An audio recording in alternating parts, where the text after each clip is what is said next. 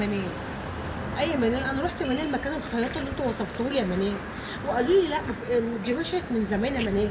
انتوا ليه يا منال كل حاجه تقولها لي غلط كده يا منال؟ كل ما اقول لكم على اي حد انتوا بتتعاملوا معاه ما لقيتكم تقولوا لي غلط، يا اما بتقولوا لي ما بتعرفوش. مش حرام كده تخلوني ادب المشوار على الفاضي؟ واسالهم يقولوا لي لا دي ماشيه بقى لها كام شهر. يعني ايه ما كنتوش تعرفوا ان هي عزلت؟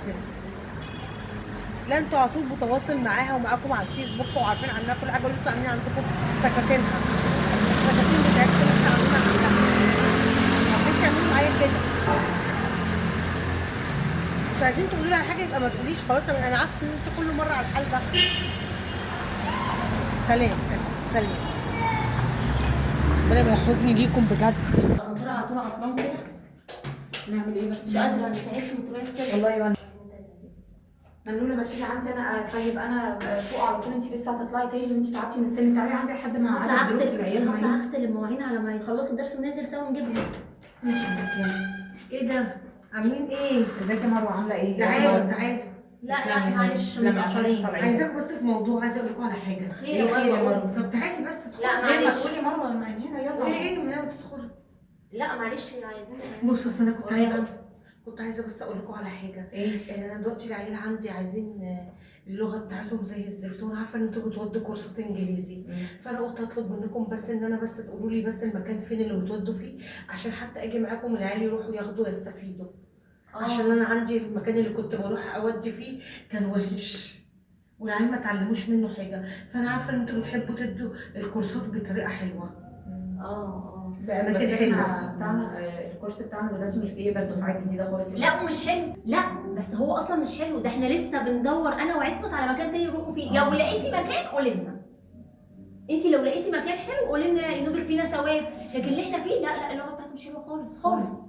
العيال بيقولوا على البي تي لا مش حلو خالص يا مروه. خالص ما انصحكيش بيه يا مروه خالص. فلو لقيتي حاجه بقولي لنا يا مروه. ماشي؟ ماشي يا مروه. مع السلامه. الشكل هبل. انت عايزه تقولي لها على المكان بتاعنا؟ يا مدام انا قلت لها خلاص يا مدام، وبعدين انت سددتها لها خالص. مكان وحش مكان وحش مكان وحش، ما انا قلت لها ما بيقبلش دفعات جديده وخلاص. لا افرضي قالت لك شويه وسالتك تاني. افرضي قالت لنا مستمرين فيه ليه؟ معلش مش لاقيين مكان غيره. نقوله كده مش لاقيين مكان غيره وارخص ومش مشكله. نعمل ايه بقى نصيبنا؟ نقوله كده كله. لكن ان انت تقولي لها على المكان تيجي تنظر لنا العيال تقول لك بصي اللغه بتاعتهم. ماشي. لا انا ما بحبش السلفه دي. ماشي. السلفتنا دي نبعد عنها خالص. وبعدين مركزه قوي في حياتنا. والله مركزه في حياتنا. انا لما بتدخل في وسطينا علاقتنا بتبوظ انا وانت. يلا ماشي يلا حبيبتي اغسلي المواعين بقى وانزلي على طول. ماشي عشان نلحق العيال. يلا. انا عارفه ان هم عمرهم ما هيقولوا لي، بس انا قلت يمكن عندهم ذره رحمه ويرضوا يقولوا لي على العيال. انا كل ما اجي اطلب منهم طلب ليا جبتوا حاجه منين يقولوا لي مش جاي، ما اصل جات لنا كده اونلاين. اقول لهم كده قلت حتى دراسه العيال اكيد يعني هيقولوا ايه المشكله يعني. طب انا اعرف منين دلوقتي؟ ربنا ما يحوجني لاشكالكم. اكاني انا مش سلفتهم، هم اللي سلايف وانا لا. اكاني انا طالعه من قعر القفه معاهم.